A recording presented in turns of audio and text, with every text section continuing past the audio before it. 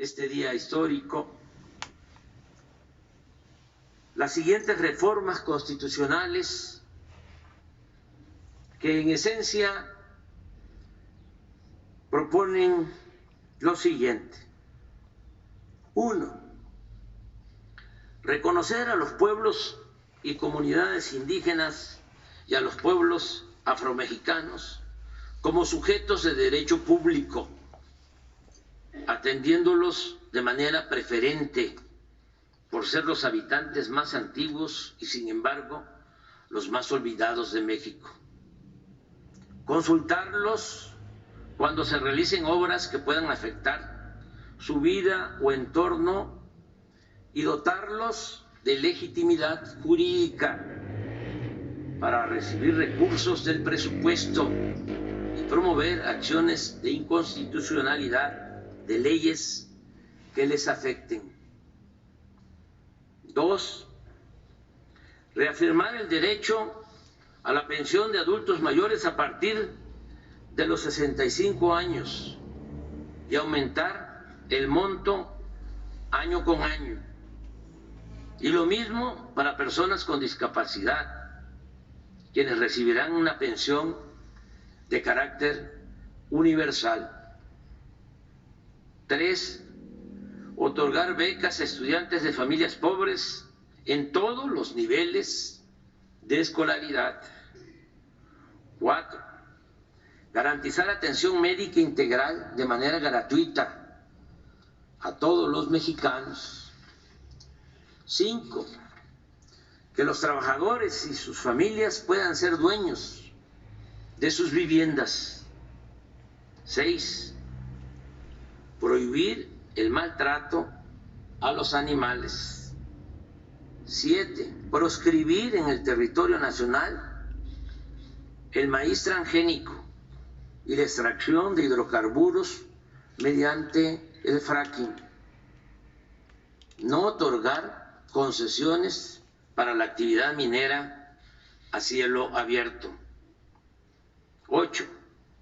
Hacer respetar las zonas con escasez de agua y solo autorizar en ellas concesiones para uso doméstico.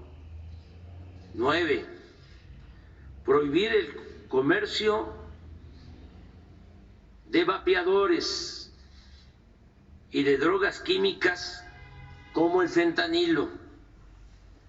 Penalizar con severidad el delito de extorsión que lleva a cabo la delincuencia organizada y hacer lo mismo con el delito fiscal ejercido por la delincuencia de cuello blanco mediante el uso de las llamadas factureras.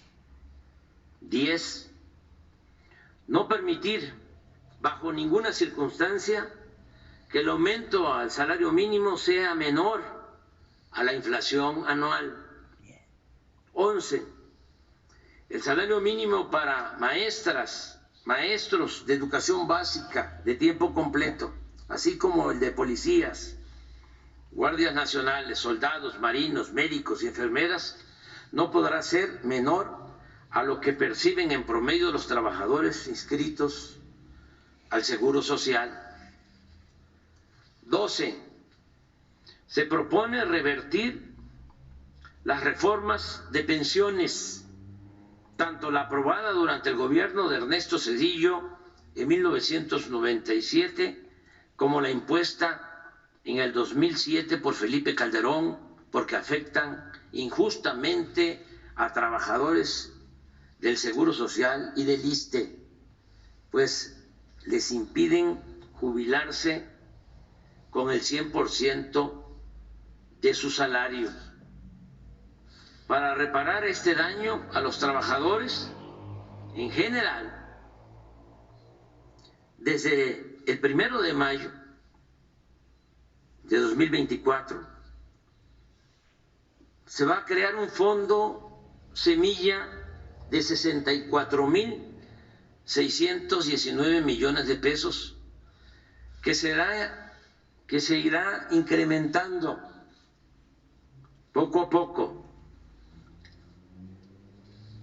al mismo tiempo que se utilizará lo necesario para compensar a los trabajadores afectados por las reformas antilaborales del periodo neoliberal. 13. Garantizar a los mexicanos el derecho a la educación y al trabajo. Y en el caso de los jóvenes, cuando no estén estudiando ni tengan oportunidad de conseguir un empleo, el Estado debe contratarlos y pagarles el equivalente a un salario mínimo durante un año, mientras se forman o capacitan en tiendas, talleres, empresas o cualquier actividad productiva del campo o la ciudad, tal como opera actualmente el programa Jóvenes Construyendo el Futuro. 14. Todos los campesinos que quieran cultivar sus tierras, sembrando árboles frutales y maderables, contarán con un jornal seguro, justo y permanente, como sucede con el programa Sembrando Vida. Los campesinos y pescadores seguirán recibiendo el apoyo directo del programa Producción para el Bienestar.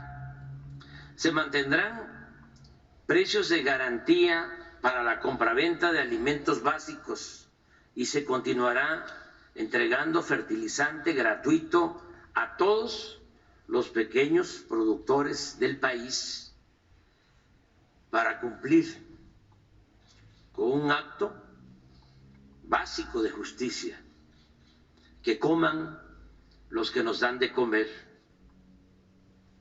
15. Se utilizarán para trenes de pasajeros los 18,000 kilómetros de vías férreas concesionados durante el gobierno de Ernesto Zedillo y actualmente destinados únicamente al transporte de carga.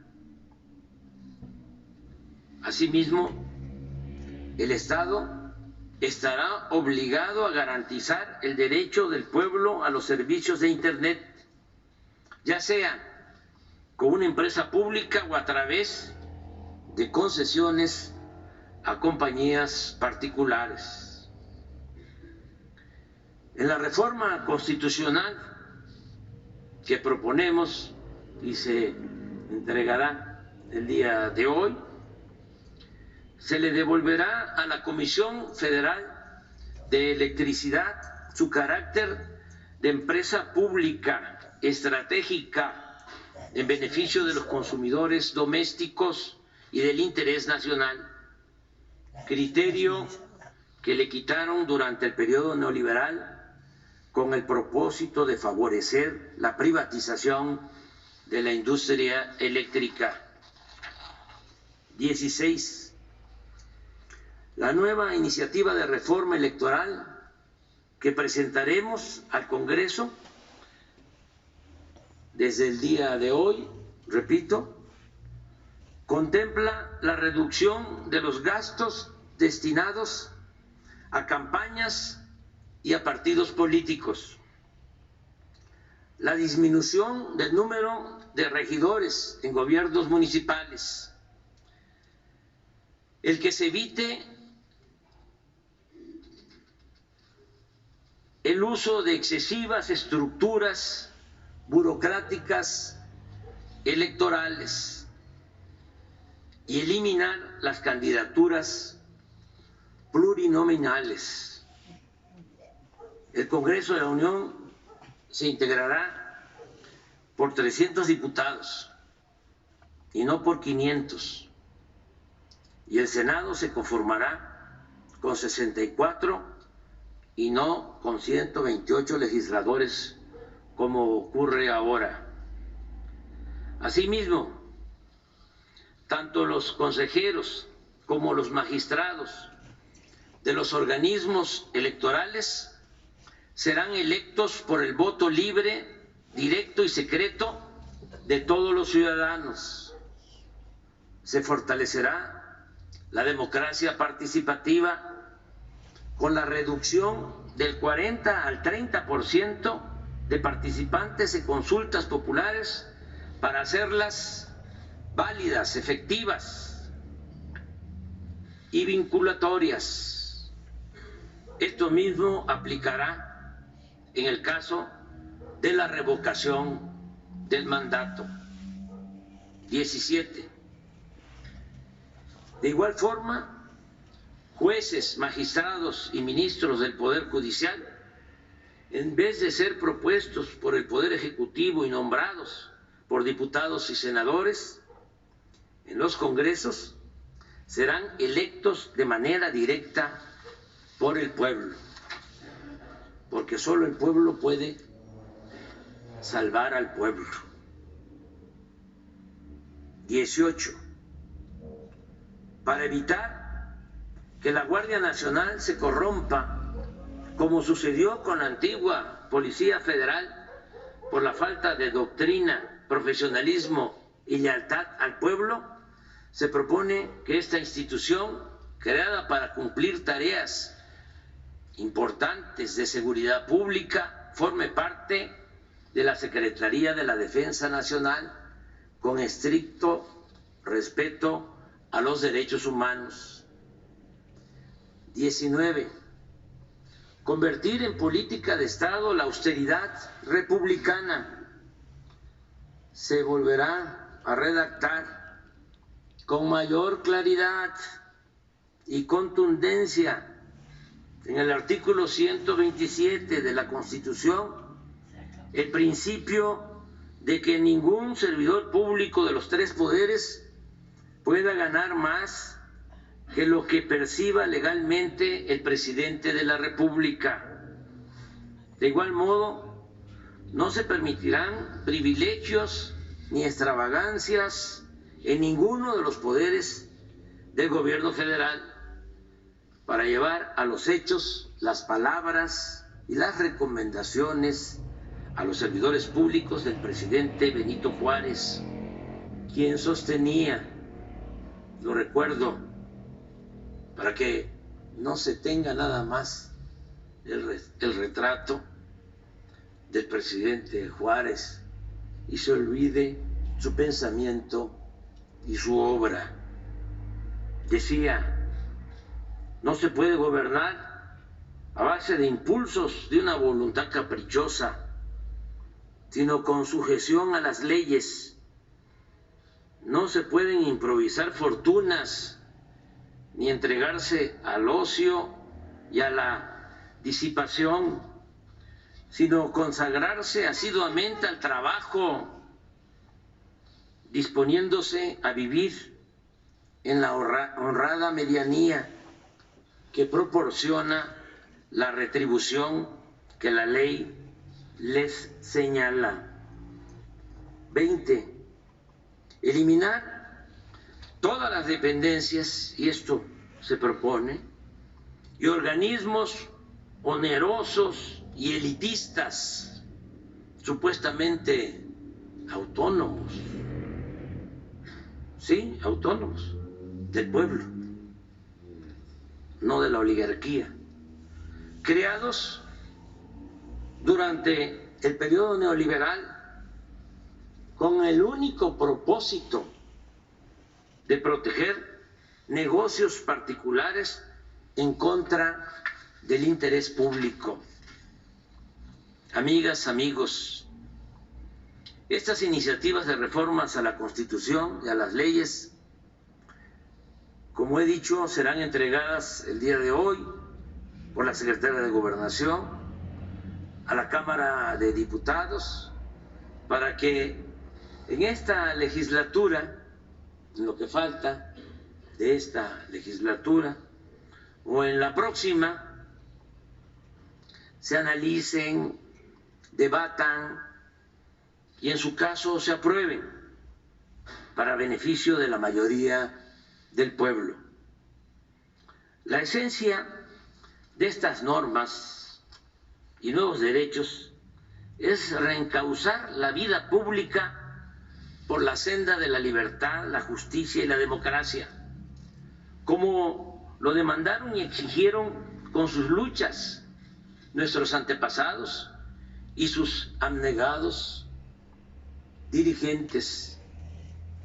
Estas propuestas son a todas luces distintas y contrapuestas a las reformas que se aprobaron durante todo el periodo neoliberal, cuando jamás en los 36 años de ese oscuro periodo se pensó en beneficiar al pueblo, sino fundamentalmente en ajustar el marco legal para facilitar el despojo, la corrupción y la entrega de bienes del pueblo y de la nación a una minoría. Nunca, repito, en los 36 años de dominio oligárquico se reformaron los artículos de la Constitución para procurar la justicia. No hay nada que lo demuestre. Todo lo aprobado por los legisladores en ese largo y nefasto periodo tuvo como distintivo el afán de lucro y el desprecio por las mayorías. Ahora, afortunadamente, estamos viviendo otro momento, un momento estelar en la historia de nuestro país. Y nos juzgaría mal la historia si no actuáramos de manera consecuente con las ideas y los principios que enarbolaron e hicieron valer nuestros antepasados, nuestros héroes, nuestros mártires. Estoy consciente también que el éxito de la transformación en marcha no depende únicamente de las reformas a la Constitución y a las leyes. Hay otras cosas que son también muy importantes, fundamentales. Por ejemplo, el cambio de mentalidad del pueblo, lo cual en buena medida hemos conseguido entre todos y desde abajo, y que conocemos como la revolución de las conciencias, porque de ello depende en mucho evitar cualquier retroceso antipopular en el futuro. Además, como es sabido por muchos, estamos predicando y gobernando con el ejemplo. Ya ha quedado de manifiesto que somos partidarios del humanismo. Sin embargo, sería un error confiarnos y dejar pasar esta oportunidad histórica para hacer todo lo que esté a nuestro alcance con el propósito de afianzar valores, ideales y volver a imprimirle a la Constitución su carácter democrático y sobre todo eminentemente social. Sigamos avanzando, no dejemos de luchar ni un solo día. Pensemos siempre que nuestros esfuerzos y fatigas de la actualidad, fatigas de hoy, significan construir la defensa de lo alcanzado en beneficio de las nuevas generaciones. No perder el tiempo, no caer en el inmovilismo. No olvidemos que si por nuestros errores, desidia o desviaciones, y valiéndose del dinero o la manipulación que llevan a cabo en los medios de manipulación, que no de información, los reaccionarios logran regresar al poder, que sea mucho lo que tengan que echar atrás y que la regresión les resulte muy difícil, ardua, hasta el punto que le sea imposible el cancelar los beneficios que estamos estableciendo en bien del pueblo. Y que con esa certeza, si regresan los corruptos, las nuevas generaciones puedan, llegando el momento, recuperar el camino de la justicia, la paz, la democracia y la soberanía. Pero no se malinterprete, no estoy hablando del futuro inmediato. Hasta donde alcanzamos a ver y a oír en la calle, el porvenir vendrá acompañado de la justicia. Mi reflexión va más allá de los próximos años, porque nada en política es eterno y en la democracia se gana o se pierde y el pueblo es el que manda y si se equivoca vuelve a mandar. En síntesis, mi propuesta es que nuestra generación honre el legado del constituyente de 1917. De él recibimos una carta magna que, a pesar de las graves adulteraciones que sufrió durante el neoliberalismo, nos ha resultado fundamental para recuperar el país, limpiar la podredumbre de las instituciones y reorientar al Estado para ponerlo al servicio del pueblo.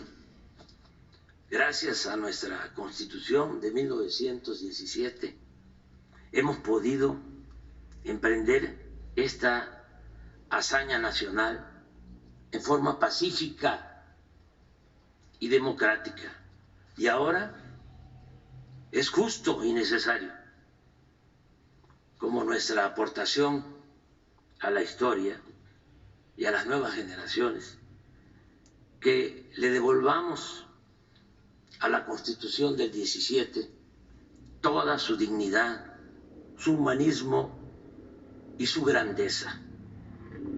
Que viva la Constitución de 1824, que viva la Constitución de 1857, que viva la Constitución de 1917, viva la transformación, viva México, viva México, viva México.